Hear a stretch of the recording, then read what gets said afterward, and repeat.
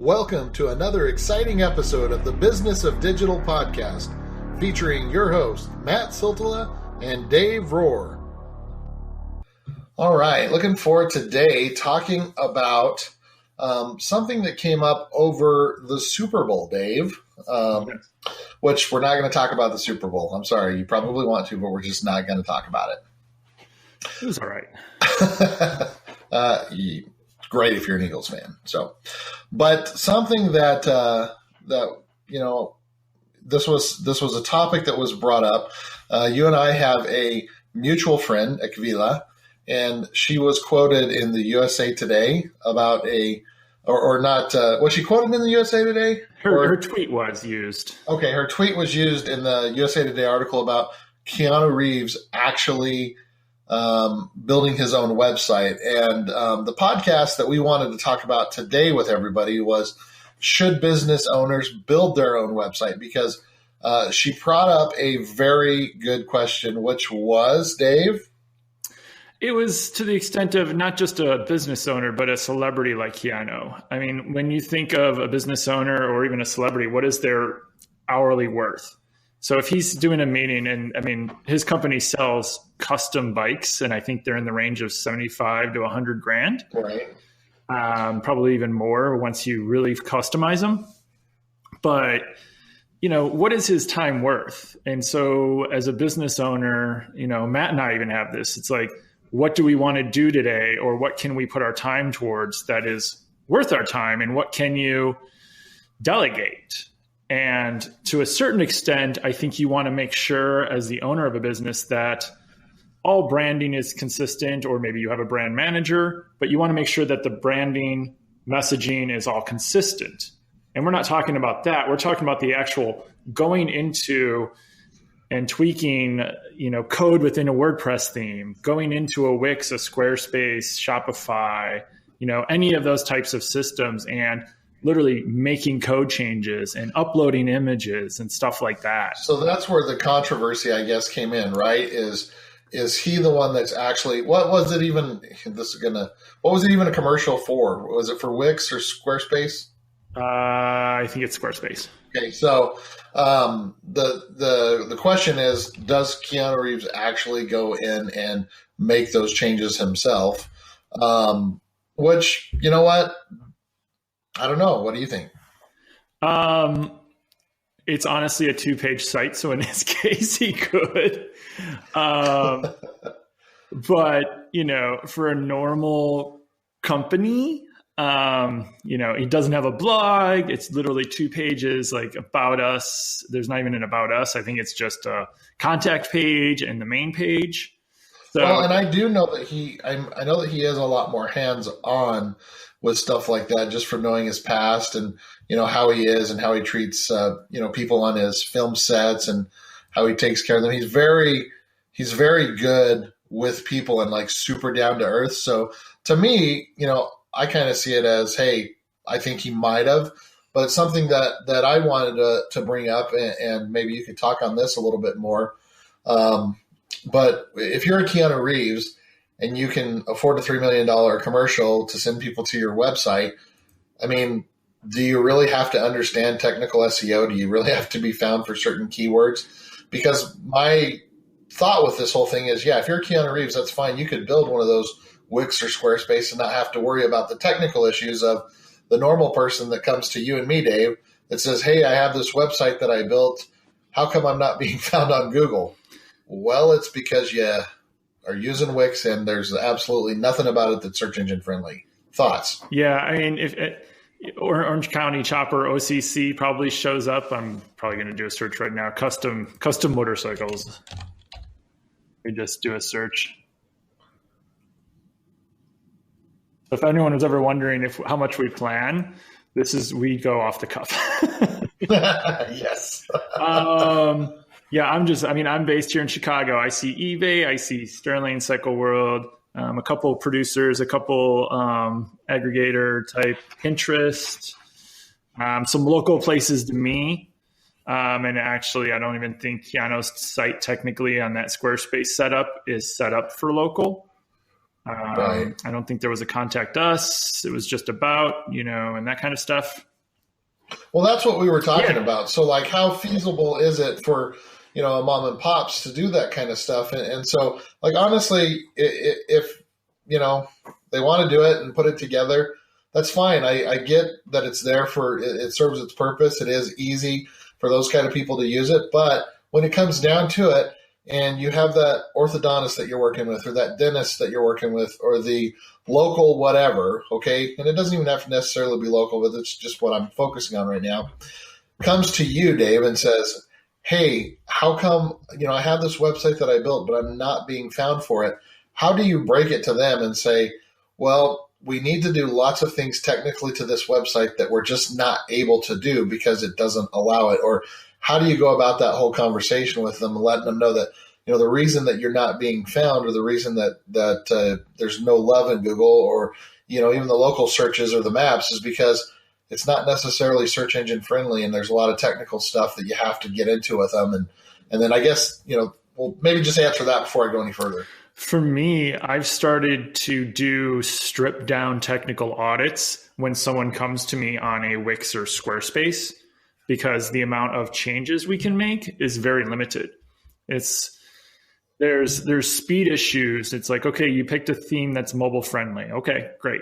We have a mobile friendly site, but what about these images? It's like, okay, well, you uploaded 3 megabyte, 5 megabyte images, or every product image came straight from your camera, and IMG underscore 34. And it's, 3,000 pixels by 2,000, and it's 4.5 megs on average. Okay, we can fix that stuff. That will impact your SEO. That will impact the user's experience. We can do that.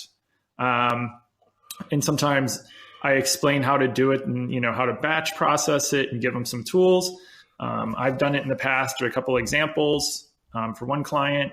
It just depends. But then when it really gets to the when you start talking about CDNs, or start talking more technical, like how can we reduce the code? Why is there all these includes? How can we consolidate this? The more technical ways and the deeper coding things that you might be able to do on some sites, you can't do on those. You're at the mercy of those systems. I look at it from one of the, and what a pain it was, because, even if you start getting more advanced into it, like Facebook Pixel, for example, basically your cookie or your tracking, for retargeting, things like that. We had a website where we were using BigCommerce, and it took a lot of programming and a lot of talking on their end and our end programmers to even get that to work with like a big thing like, BigCommerce. Yep. And so when I'm thinking about one of those kind of sites, like what are they just out of luck, so to speak, with that kind of stuff? There's, I've been working and we spent a year trying to get a Sitemap XML issue fixed with one of my clients about a year and a half ago. They moved off that provider, but literally we spent a year trying to get a Sitemap XML resolved on a quote unquote enterprise level type CMS.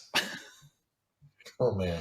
So, it was just like, it would load up, but then all of the URLs would point to the local host, or like an IP address that was like a local QA testing or something. Like, it was just really weird.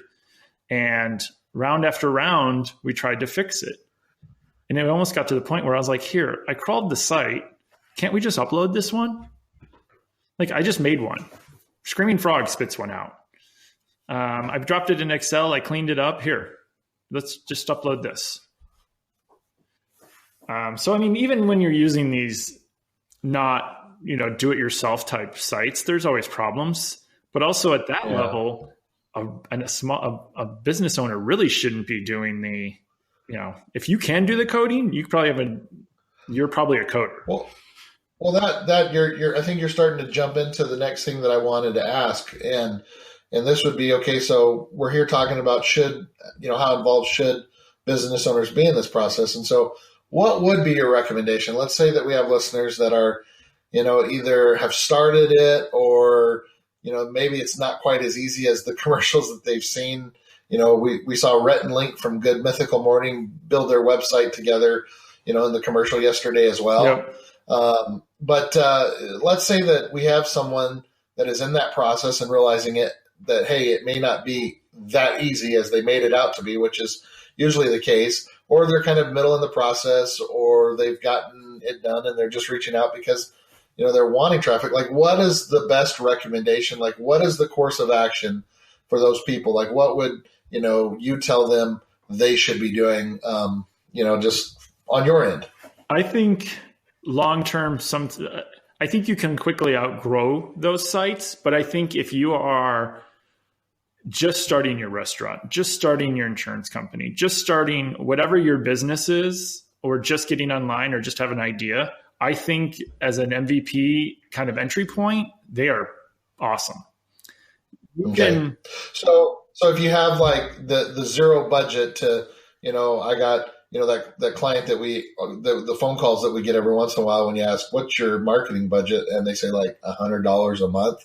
Ideal for them if they're brand new is what you're saying. Yeah, because even you can I've bought themes off of various places and then customized them myself, but I was a former developer /hack. And I can do that. I can still mess around a whole lot with WordPress stuff. And my agency site is static PHP with the theme that I bought, and I completely hacked it apart. But for me, I can do that. But yeah, that's what I was going to say. You mentioned WordPress, but let's say that someone's coming in and they've seen these commercials and they're trying to decide between Wix, Squarespace, WordPress, whatever. What do you recommend they do? Compare if you're a shopping site. Compare. Do you ship internationally? Do you only ship domestically here in the U.S.? Are you based in Canada? Are you based in the U.K.? Where are you based at? Which one of those services? I'm not going to say pros or cons for any of the services. That's a different show. But take a look at the different solutions you're looking at and price them. What do you get? How easy is it? Go in, and almost every single one of them, I believe, you can set up a free 14-day, 30-day. Go in there and poke around. Is it easy for you to use? Do you understand it? Can you build? That's a great idea. Can you build a quick site? Just take 30 minutes and say, let me just build a couple pages. How do I do the menu? And let me see if it really is as easy as they say it is on the commercial. Well, and it's not even so much easy. Can I affordably and quickly put together a site that I would want to show people or people to find? Yeah, that's a good point. Very good point. Because I think if it takes you 5 hours versus 3 hours to build it, I don't think that's, in the scheme of things, a big thing. But if it takes you 5 hours and you hate it, then you're always going to not want to share the site. You're not going to like it. Maybe your users won't like it. I think that's the bigger thing, especially if you have no budget and you're just or you're not quite sure what you're doing or what you want on the site or who's going to build it. I don't like breweries at all, but if you're a brand new brewery or restaurant, just throw up a splash page and say coming soon, or, the basic, just put in your menu or put in the beers you're offering or the basic service pages, just something to get up there. And I guess the other side of it to think about is, obviously we have a strong background in SEO and whatnot. And, that's what we're always thinking about with these websites. But, we're in a day and age where someone could have a 2-page Wix website put up, not even care about search engine optimization, and still drive a lot of traffic with, they may have a good following on Twitter. They may have a great following on Instagram. They may have a better following on Facebook. And so you do have all those, traffic sources, so to speak. And again, this isn't meant to be, necessarily a technical SEO podcast edition. But the point is to just kind of help people understand the pros and cons of, them doing it, or should they hire it out, or can they do it? And I think this has been a good, healthy discussion because, as we've gotten into it and as I've thought about it more, if someone has a zero budget, it's a good solution for them. And, for the most case, people probably have a decent amount of just normal friends in the local area. And if it's a local business, they could share, at the very least what they've created with their friends on Facebook, and it get a little traction even from there, depending on what they're doing, Well, and even if you're not a business and you're just someone that, instead of just relying on your social channels or having a LinkedIn profile, if you want some your own page, please don't go subdomain.wordpress, but buy your own domain and host it somewhere. Even if it is, Wix, Squarespace, a simple WordPress site where you can host it at any number of places for just a couple dollars a month. Invest that $50 a year in yourself. Yeah, absolutely. I'm so glad that you brought that up, because that brings me to like any of the other things that drive me nuts with stuff like this, where like for example, again, maybe I shouldn't name names specifically, but we all know local companies out there that create pages for you and optimize them, and then the second that you stop paying for them, you lose your rankings, and they take away your ability when people type in those local keyword phrases to even be found. And so you don't run into that if you're the one that's controlling the website, controlling the domain name. You don't have to worry about that kind of stuff from happening. Yep. Yeah. I mean, in my perfect world, there's certain services I would prefer people to use, but when there's budget restrictions, time restrictions, just getting started, I mean, just having something up there is better than nothing. Correct. Cool. So yeah, I guess, just kind of wrapping things up here, Dave, my recommendations again, and I do this a lot with a lot of the people that I've talked to, because especially, the smaller, local businesses, at least that I've worked with, they don't have huge budgets. A lot of them will have a couple $100, that they could throw towards the theme. And like you said, great idea, whether it be a Wix or a Squarespace or WordPress or whatever, find a theme that works with what you're doing. Definitely look into something, especially depending on, your industry and what it is you're doing, mobile always, so you have that responsive type site, and then, just making smart decisions from there. But, if you have a little bit of money to invest into this, definitely, it's doable. I think that it's doable for any small business owner to do it. And so obviously it's better to have something up than nothing. Some might disagree with me on that one, but if you have something where you can drive someone to, I think it's better than having no presence at all. Final thoughts? I agree. There's so many times where I've been trying to find like a restaurant, especially for me, since I work from home. Every so often I want to leave the house. I just want to go and see, what are your hours? Where are you located? Are you real? Because if I'm traveling, Yep. like I don't know anything, I just want to find a website that says, yeah, here's, Bob and Mary or Susie who runs this small little coffee place, come in and visit. Oh, okay, cool. It is real. It's open. It's still there. For me, it's something's better than nothing, but also think about in the long term, managing or just building out. If it's something you really are passionate about, do it. But also think about how much time you're spending on that versus how much time you could be spending getting a new customer, working with the current customers, or something like else for the business versus that. Very good. Yeah. And, just shout out once more to our friend Akvila for, the tweet and her thought about Keanu Reeves and getting a great discussion going. Anybody that's listening, will go ahead and link to that USA Today article. We'll also link to our good friend Akvila. And anyway, for Dave Rohr at Northside Metrics, I'm Matt Siltel with Avalanche Media. And thanks for joining this podcast. We'll hit you on the next one, guys. Bye. Bye-bye.